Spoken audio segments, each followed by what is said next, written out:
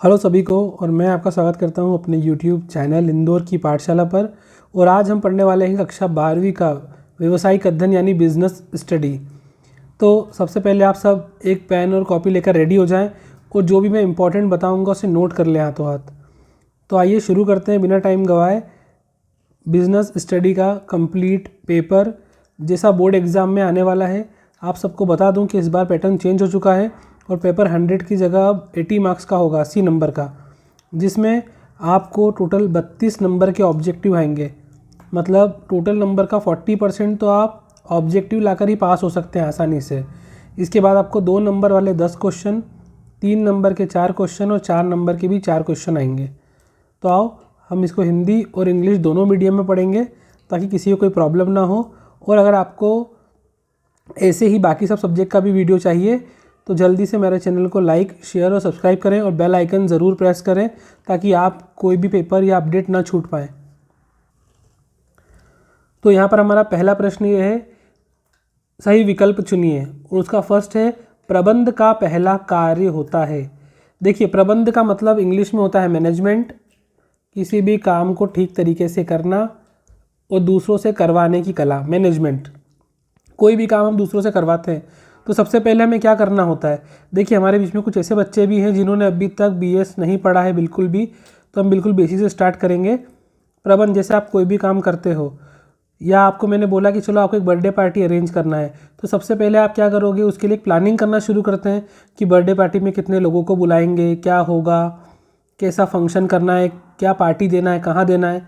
तो इसलिए प्रबंध मतलब मैनेजमेंट का जो पहला कार्य फंक्शन होता है वो होता है नियोजन, जिसको हम इंग्लिश में प्लानिंग के नाम से जानते हैं। सबसे पहले हम प्लानिंग करते हैं, तो ध्यान रखना पहला कार्य होता है प्लानिंग। और अब अगर आपसे एग्जाम में पूछे लास्ट, अंतिम कार्य, तो वो आपको लिखना है कंट्रोलिंग। कंट्रोलिंग को हिंदी वाले बच्चों के लिए बता दूं, इसे कहते हैं नियंत्रण। तो इसलिए प्रथम कार्य जो होता है वो होता है प्लानिंग मतलब नियोजन, और अंतिम कार्य लास्ट फंक्शन होता है कंट्रोलिंग मतलब नियंत्रण। ठीक है, तो आइए हम बढ़ते हैं हमारे सेकंड प्रश्न की ओर। तो हमारा सेकंड प्रश्न है, भारत में नवीन आर्थिक नीति कब लागू हुई। तो इसको आपको डायरेक्ट याद रखना है, न्यू इकोनॉमिक पॉलिसी।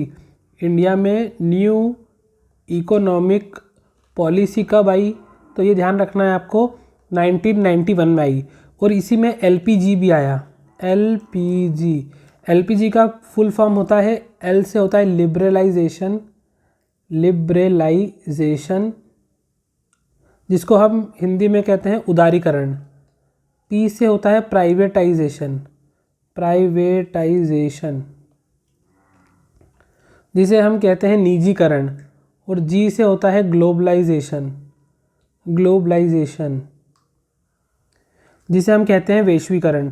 L को बोलते हैं हम लिबरलाइजेशन मतलब उदारीकरण, P से होता है प्राइवेटाइजेशन मतलब निजीकरण, और G से होता है ग्लोबलाइजेशन यानी वैश्वीकरण। इसके बारे में जब मैं आके आपको चैप्टर की शॉर्ट समरी बताऊंगा तो आप जल्दी जानेंगे, लेकिन आज हमारा मेन मकसद है कि 32 नंबर के ऑब्जेक्टिव कैसे एग्जाम में टिक करना है, वो भी सही। तो आइए हम बढ़ते हैं हमारे अगले प्रश्न की ओर। हमारा अगला प्रश्न है, अधिकार अंतरण नहीं किया जा सकता। अधिकार अंतरण को हम बोलते हैं डेलीगेशन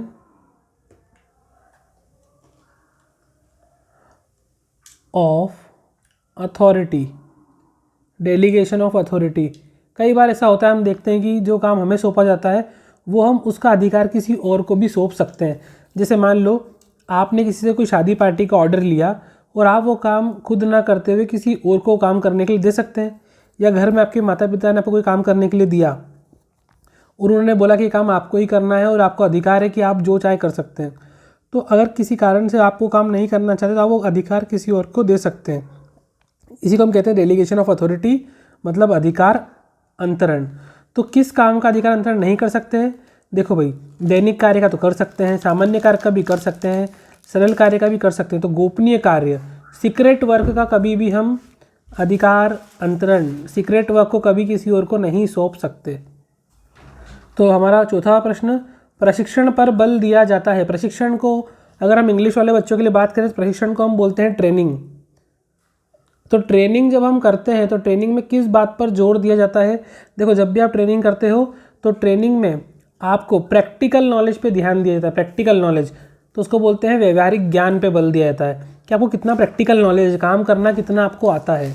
अगला प्रश्न, संप्रेषण अंगूर लता के समान होती है। मतलब इनमें ऐसा कौन सा कम्युनिकेशन है जहाँ पर अंगूर लता, उसको बोलते हैं बेटा इंग्लिश में ग्रेप वाइन। जैसा आपने देखा होगा कि अंगूर के गुच्छे होते हैं, तो वैसे ही उसमें क्या होता है, अंगूर के गुच्छों में आप देखते हैं, आपको पता नहीं पड़ता है कि वो गुच्छे कैसे हैं, वो ऐसे कुछ बने होते हैं एक दूसरे में जुड़े हुए जॉइंट, ऐसे अंगूर के गुच्छे बने होते हैं। तो वैसे ही ऐसा कौन सा कम्युनिकेशन होता है, तो उसे हम बोलते हैं अनौपचारिक संप्रेषण। इंग्लिश में इसको बोलते हैं इनफॉर्मल कम्युनिकेशन, जहाँ पर कोई व्यक्ति किसी से भी बात कर सकता है, कोई इसमें बाउंडेशन नहीं कि आप इनसे बात नहीं कर सकते।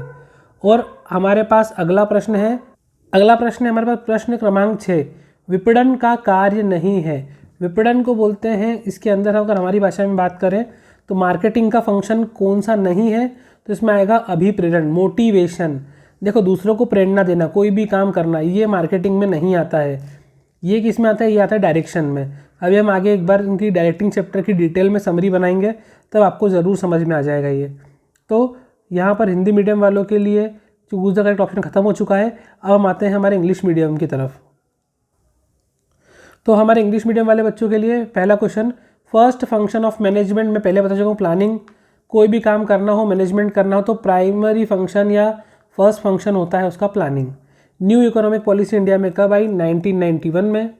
और डेलीगेशन ऑफ अथॉरिटी किस काम की कर सकते हैं हम, सीक्रेट वर्क की।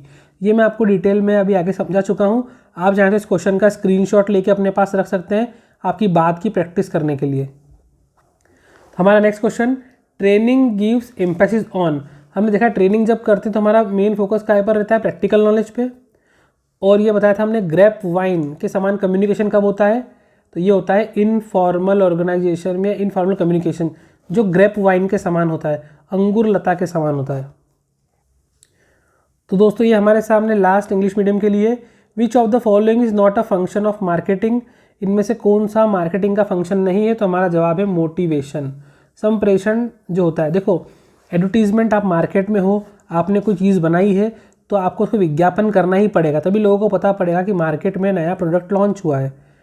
अगला है ट्रांसपोर्टेशन, यातायात, या फिर इसको हिंदी में अगर मैं बात करूं तो विभाजन या डिवीज़न भी बोल सकते हैं। जब वस्तु को एक जगह से दूसरी जगह भेजना हो तो ट्रांसपोर्टेशन की हेल्प लगती है। सी है स्टोरिंग, आपको माल को भंडारण करके गोदाम में रखना, ये भी ज़रूरी होता है, लेकिन मोटिवेशन इसका ज़रूरी फंक्शन नहीं है। प्रश्न क्रमांक 2 हमारे सामने, रिक्त स्थान की पूर्ति कीजिए। ध्यान से सुनिएगा। नियोजन रिक्त स्थान के बारे में सोचने की प्रक्रिया है। नियोजन मतलब मैंने आपको बताया प्लानिंग, और प्लानिंग हम कब के लिए करते हैं भैया, फ्यूचर के लिए करते हैं। मतलब ये भविष्य के बारे में सोचने की प्रक्रिया है, भविष्य के बारे में। आप जानते हो, देखो नियोजन आप कभी प्लानिंग कब की करोगे, भविष्य की करोगे। जो हो चुका है उसकी प्लानिंग नहीं कर सकते, तो हम प्लानिंग करते हैं हमेशा भविष्य की। अगला प्रश्न, विकेंद्रीकरण रिक्त स्थान का विकसित रूप है। देखो विकेंद्रीकरण का मतलब होता है कि जब हम किसी को काम करने के लिए अपनी पावर देते हैं, तो पावर के साथ साथ उसको रिस्पॉन्सिबिलिटी भी दे देते हैं कि ये काम अब पूरा तुम्हें ही करना है, इसमें हमारा कोई रोल नहीं है, हमारी कोई भी, जिसको हम बोल सकते हैं हमारी कोई जवाबदारी नहीं है। तो विकेंद्रीकरण जो है वो डेलीगेशन ऑफ अथॉरिटी का ही एक विकसित रूप है, और डेलीगेशन ऑफ अथॉरिटी को बोलते हैं हम अधिकार अंतरण। अधिकार, यहाँ लिख देता हूँ मैं, अंतरण, अधिकार अंतरण, अपना अधिकार दूसरों को दे देना, तो ये अधिकार अंतरण का ही एक रूप है विकेंद्रीकरण। अगला, चयन एक साध्य है, रिक्त स्थान नहीं। तो देखिए चयन एक साध्य है, साधन नहीं। ये चयन मतलब सिलेक्शन है, सिलेक्शन आपके लिए साध्य मतलब एक रास्ता हो सकता है, लेकिन वो साधन नहीं होगा। अगला है अभिप्रेरणा, रिक्त स्थान प्रकार की होती है। अभिप्रेरणा को हम इंग्लिश में बात करते हैं मोटिवेशन, और अभिप्रेरणा हमेशा 2 प्रकार की होती है। 2 प्रकार कौन से होते हैं इसके, एक होता है मॉनिटरी, दूसरा नॉन मॉनिटरी, मतलब मौद्रिक और अमौद्रिक। देखो अभिप्रेरणा मतलब मोटिवेशन, दूसरों को हम कैसे कोई काम करने के लिए प्रेरणा देंगे, तो 2 तरीके होते हैं, या तो उनकी सैलरी बढ़ा दें, उनको पैसा दें, उनको बोनस दें, और दूसरा या तो उनको जॉब की सिक्योरिटी दें कि आपकी जॉब नहीं जाएगी, जो आप काम कर रहे हो आपसे कोई नहीं छीनेगा, एक अच्छा माहौल दें, उनको रेप्यूटेड मतलब उनको इज्जत दें वर्क करने के लिए, तो वो आसानी से काम कर सकते हैं। दो प्रकार की होती है, मौद्रिक और अमौद्रिक। प्रश्न 5, वित्तीय प्रबंध सामान्य प्रबंध की रिक्त स्थान है। देखो बेटा, फाइनेंशियल मैनेजमेंट जो है वो जनरल मैनेजमेंट का क्या है, ब्रांच है। ब्रांच को हिंदी में बोलते हैं हम शाखा है। अगला, रिक्त स्थान द्वारा वस्तु की पहचान स्थापित की जाती है। देखो, आप मार्केट में किसी वस्तु को कैसे पहचानते हो कि कैडबरी की चॉकलेट है, वो डेयरी मिल्क कैडबरी की है, दूसरी डेयरी मिल्क नहीं है, तो उस वस्तु की होती है ब्रांडिंग, जिसको हम हिंदी में बोलते हैं ब्रांड। ब्रांड द्वारा वस्तु की पहचान स्थापित की जा सकती है। और लास्ट प्रश्न, उपभोक्ता संरक्षण अधिनियम कंज्यूमर प्रोटेक्शन एक्ट कब आया, तो 1986 में आया। जल्दी इसका स्क्रीनशॉट ले लें और आप इसको बाद में कॉपी में नोट करके याद भी कर सकते हैं, या आप जब चाहें इस वीडियो को वापस से देख सकते हैं। जब भी आपको प्रॉब्लम आए, कोई डाउट आए, आप इस वीडियो को वापस चला के सुन सकते हैं और देख सकते हैं। तो आइए अब मेरे इंग्लिश मीडियम वाले बच्चों के लिए, planning is the process of thinking about. Planning एक प्रोसेस है जिसमें हम किसके बारे में थिंकिंग करते हैं, तो भैया फ्यूचर के बारे में, भविष्य के बारे में नियोजन करते हैं। दूसरा है डिसेंट्रलाइजेशन, इसे हम विकेंद्रीकरण भी कहते हैं। तो ये किसका डेवलप्ड फॉर्म है, तो ये फॉर्म है delegation of authority, delegation of authority और TYT, डेलीगेशन ऑफ अथॉरिटी, इसको हम बोलते हैं अधिकार अंतरण। जब हम अपनी पावर किसी दूसरे को दे देते हैं और साथ में जिम्मेदारी भी देते हैं।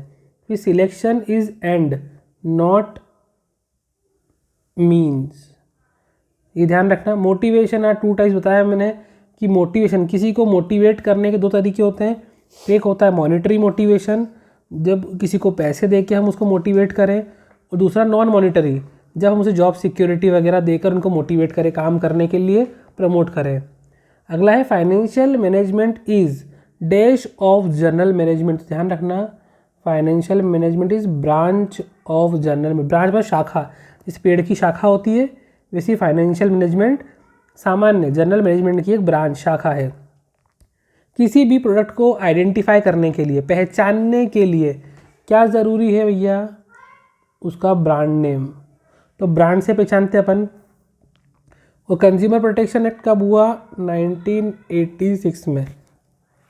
ठीक है, तो जल्दी से इसका स्क्रीनशॉट ले लो, या फिर आप बाद में भी आकर इसे सुन सकते हो। चलिए करते हैं, सही जोड़ी मिलाइए पहले हिंदी मीडियम वाले बच्चों के लिए, फिर करेंगे इसको इंग्लिश मीडियम वाले बच्चों के लिए।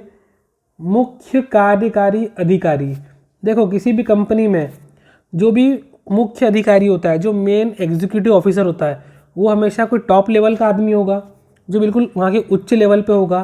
तो मुख्य अधिकारी जो होता है वो हमेशा होता है उच्च स्तरीय प्रबंध में। तो इसका फर्स्ट वाले का ऑप्शन है ब। Second, Henry Fayol. अगर आपने BS बिल्कुल नहीं पढ़ा है तो आपको बता दूं कि हेनरी फेयोल जो है उन्हें हम फादर ऑफ मॉडर्न मैनेजमेंट या प्रबंध का जनक भी कहते हैं। यह ऑब्जेक्टिव भी पेपर में आ सकता है कि प्रबंध का जनक किसे कहा जाता है, तो आंसर आएगा हेनरी फेयोल।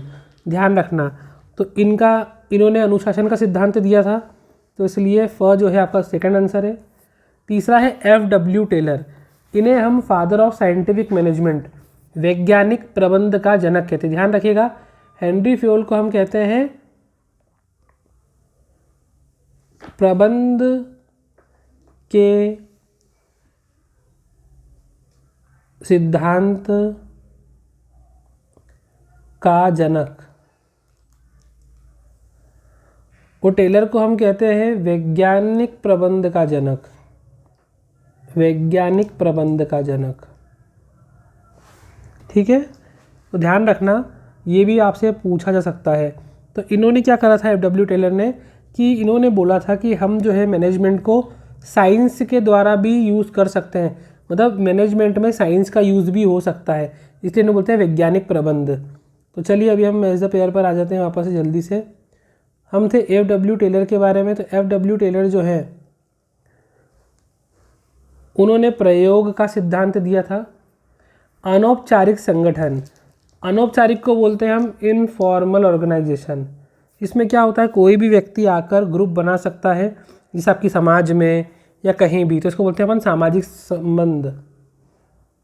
नेक्स्ट, आंतरिक स्रोत मतलब इंटरनल रिसोर्स। देखो क्या होता है कि जब आप किसी इंसान को काम पे रखते हो ना, तो वो होता है रिक्रूटमेंट। तो रिक्रूटमेंट के दो सोर्स होते हैं, एक आंतरिक और एक बाह्य। आंतरिक मतलब जो व्यक्ति ऑलरेडी हमारे यहाँ काम कर रहा है, उसी को हम कैसे अंदर के अंदर उसका प्रमोशन कर दें या ट्रांसफ़र कर दें एक जगह से दूसरी जगह, तो उसी को बोलते हैं हम पदोन्नति, मतलब प्रमोशन कर देना। और लास्ट उसके बाह्य स्रोत मतलब परिसर भर्ती। परिसर भर्ती को हम कैंपस रिक्रूटमेंट बोलते हैं। जैसे आपने देखा होगा कई बार आप पढ़ाई करते हैं तो कॉलेज से किन्हीं बच्चों को कैंपस में कंपनी आती है और जॉब के लिए उनको हायर कर लेती है, तो उसी को हम परिसर भर्ती या फिर कैंपस रिक्रूटमेंट भी कहते हैं। आई होप आपको समझ में आ रहा होगा। चलिए हम आगे बढ़ते हैं हमारी अगली इंग्लिश मीडियम वाले बच्चों के लिए मैच द पेयर पे। तो इंग्लिश मीडियम वाले बच्चों के लिए चीफ एग्जीक्यूटिव ऑफिसर। देखिए किसी भी कंपनी का एग्जीक्यूटिव ऑफिसर कौन होगा, तो वो वहाँ का टॉप लेवल मैनेजमेंट में होगा, क्योंकि टॉप लेवल मैनेजमेंट का काम करेगा। हेनरी फेयोल, मैंने बताया ना, हम फादर ऑफ मैनेजमेंट भी कहते हैं, फादर ऑफ मैनेजमेंट। और इन्होंने प्रिंसिपल दिया, प्रिंसिपल ऑफ डिसिप्लिन। इसके बाद एफ.डब्ल्यू. टेलर। टेलर को हम बोलते हैं फादर ऑफ साइंटिफिक मैनेजमेंट, क्योंकि इन्होंने मैनेजमेंट को साइंस से रिप्लेस किया, replacement of rule of thumb with science, तो इसका इनका प्रिंसिपल ऑफ एक्सपेरिमेंट है। इनफॉर्मल ऑर्गेनाइजेशन, आप कभी जाते हैं किसी आपके दोस्त से मिलते हैं, किसी भाई से मिलते हैं और आप एक ग्रुप बना लेते हैं, तो वो होता है इनफॉर्मल ऑर्गेनाइजेशन, जिसको हम बोलते हैं सोशल रिलेशन। सामाजिक संबंध की वजह से मान लो आप कहीं गए, किसी दोस्त से मिले और उन्होंने ग्रुप बना लिया, तो वो क्या होता है, इनफॉर्मल। अब इंटरनल रिसोर्स और एक्सटर्नल रिसोर्स। किसी भी इंसान को काम पे रखने के दो तरीके होते हैं।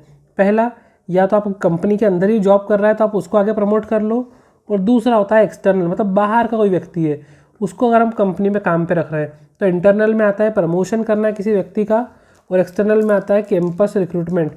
जिसे आपने सुना है, आपने 3 इडियट पिक्चर देखी होगी, उसमें लोग जब जॉब के लिए, आपने देखा है कि वायरस शर्त लगाता है रणछोड़ दास रिंचो से कि भाई इनको दूसरों को नौकरी अगर मिली तो मैं मेरी मूंछ कटवा दूंगा, याद है ना। तो वैसे ही उसमें जो होता है ना, इंटरव्यू होते हैं, उसी को हम बोलते हैं कैंपस रिक्रूटमेंट, और वो एक एक्सटर्नल सोर्स है, ठीक है। चलिए हमारा अगला प्रश्न, एक वाक्य में उत्तर दीजिए। अधिकार अंतरण के कितने तत्व होते हैं? ध्यान रखिएगा, अधिकार अंतरण के हमेशा 3 तत्व होते हैं। पहला, हम अधिकार देते हैं, जवाबदाही देती है, देयता भी होती है। 3 प्रकार या 3 तत्व होते हैं। अब अगला है, वेतन कौन सी अभिप्रेरणा है? देखिए वेतन मतलब हम पैसा दे रहे हैं किसी को, और किसी को पैसा देना होता है मौद्रिक अभिप्रेरणा। मौद्रिक अभिप्रेरणा, मौद्रिक अभिप्रेरणा होता है। अगला प्रश्न हमारे सामने है, वास्तविक कार्य प्रगति और प्रमाप के अंतर को हम क्या कहते हैं? तो ध्यान रखना, कितना कार्य हुआ और प्रमाप क्या था, इसे हम कहते हैं विचलन। जी हाँ, विचलन। वास्तविक कार्य प्रगति और प्रमाप के अंतर को क्या कहते हैं? तो विचलन कहते हैं। ये बिल्कुल ध्यान रखना। देखो कार्य प्रगति मतलब कितना काम आपने करा और आपने कितना सोचा था, उनके बीच के अंतर को हम कहते हैं विचलन। अगला, कच्चे माल की पूर्ति को बनाए रखना कौन सा नियंत्रण कहलाता है? देखिए माल को नियंत्रण रखना कौन सा नियंत्रण कहलाएगा? तो इसको बोलते हैं भाई माल नियंत्रण या मटेरियल कंट्रोल, ठीक है। माल नियंत्रण कहते हैं इसे, माल नियंत्रण, ठीक है। आगे हम पढ़ते हैं, वित्तीय नियोजन कितने प्रकार का होता है? तो इसका उत्तर है भैया 3 प्रकार का होता है। वित्तीय नियोजन कितने प्रकार का होता है? तो 3 प्रकार का होता है। अगला, मुद्रा बाजार का नियंत्रण किस संस्था द्वारा होता है? देखो पैसों को कंट्रोल कौन करता है किसी भी देश में? वहाँ की सेंट्रल बैंक, मतलब उसको बोलते हैं हम केंद्रीय बैंक। किसी भी देश की केंद्रीय बैंक को हम सेंट्रल बैंक के नाम से जानते हैं। और लास्ट, देश का सबसे बड़ा स्टॉक एक्सचेंज है Mumbai stock exchange. Mumbai stock exchange जो है वो देश का सबसे बड़ा स्टॉक एक्सचेंज है। जिन्होंने क्वेश्चन नंबर 4 का आंसर नहीं लिखा, कच्चे माल की पूर्ति के लिए होता है माल नियंत्रण, या फिर इसको मटेरियल कंट्रोल भी बोल सकते हैं।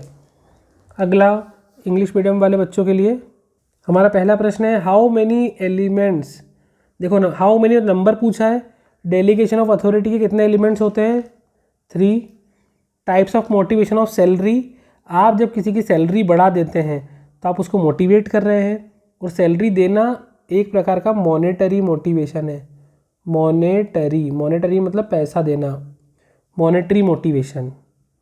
नेक्स्ट है difference between actual performance and standard. मान लो आपने सोचा कि एग्ज़ाम में आपको 85% लाना है या 80% लाना है, और आपको वास्तव में कितने परसेंट आए, 70 आए, 75 आए, 95 आए, तो उन दोनों के बीच का जो डिफरेंस होता है उसका आंसर मैं यहाँ लिख देता हूँ, इसको हम बोलते हैं डेविएशन, ठीक है। थर्ड का आंसर मैंने ऊपर लिख दिया deviation. Fourth, which type of control refers the maintain supply of raw material, देखो क्वेश्चन में आंसर है मटेरियल बोला है तो आप लिखेंगे मटेरियल कंट्रोल, मटेरियल की स्पेलिंग और कंट्रोल की स्पेलिंग, ये लिखिए मटेरियल और ये है कंट्रोल। नेक्स्ट है what are the various type of financial planning. ध्यान रखना फाइनेंशियल प्लानिंग 3 प्रकार की होती है, मीडियम टर्म, लॉन्ग टर्म और शॉर्ट टर्म, मीडियम टर्म और लॉन्ग टर्म। जब कोई प्लानिंग 1 साल से कम के लिए होती है तो उसको बोलते हैं हम शॉर्ट टर्म प्लानिंग। जब कोई प्लानिंग 1 साल से ज़्यादा लेकिन 5 साल से कम के लिए होती है उसे बोलते हैं मीडियम टर्म प्लानिंग, और कोई प्लानिंग 5 साल से ज़्यादा के लिए होती है उसे बोलते हैं हम लॉन्ग टर्म प्लानिंग। हिंदी में बोलते हैं वित्तीय नियोजन 3 प्रकार का होता है, अल्पकालीन, मध्यकालीन और दीर्घकालीन। अल्पकालीन जो 1 साल से कम के लिए होता है, मध्यकालीन जो 1 साल से 5 साल के लिए होता है, और दीर्घकालीन जो 5 साल से ज़्यादा के लिए होता है। आइए अगला प्रश्न, controlling of money market is carried by, money market को कंट्रोल कौन करता है। ध्यान रखिएगा आपको पता है कि मनी के लिए आप बैंक जाते हैं, और पूरे मनी मार्केट को कंट्रोल कौन करता है, तो भैया इनको कंट्रोल करता है सेंट्रल बैंक। और आपको पता होगा इंडिया में सेंट्रल बैंक कौन सी है, आरबीआई। यहाँ पे सिर्फ इंस्टीट्यूट का नाम पूछा था कि कौन सी इंस्टीट्यूट कैरी करती है, इसलिए हमने सेंट्रल बैंक लिखा। अगर इसमें इंडिया का नाम लिखा होता तो हम इसमें RBI, reserve bank of India लिखते। तो हमारा लास्ट प्रश्न है विच stock exchange is the greatest stock exchange, सबसे बड़ा स्टॉक एक्सचेंज मार्केट कौन सा है, तो विच की जगह पे सिर्फ आपको आंसर लिखना है Mumbai, MUMBAI, Mumbai stock exchange is the greatest stock exchange, मतलब मुंबई का जो स्टॉक एक्सचेंज है वो सबसे बड़ा स्टॉक एक्सचेंज है कंट्री का। ठीक है, आई होप आपको ये समझ में आ रहा होगा। तो चलिए हम बढ़ते हैं हमारे अगले प्रश्न की ओर, सत्य असत्य। तो चलिए शुरू करते हैं सत्य असत्य। देखो मेरे इंग्लिश मीडियम वाले बच्चे भी कृपया इसको हिंदी में भी सुने, क्योंकि पेपर आपका हिंदी और इंग्लिश दोनों मीडियम में आता है। कई बार ऐसा होता है कि हमें हिंदी का पढ़ा हुआ भी याद रह जाता है, तो इसलिए हिंदी में भी ध्यान से सुने, क्योंकि सत्य असत्य तो हिंदी में भी वही होते हैं, इंग्लिश में भी वही होते हैं, ट्रू फॉल्स, जोड़ी भी वही होती है और सही विकल्प भी वही होता है, तो इसलिए ध्यान से सुने। बजट भावी अनुमानों पर आधारित होता है।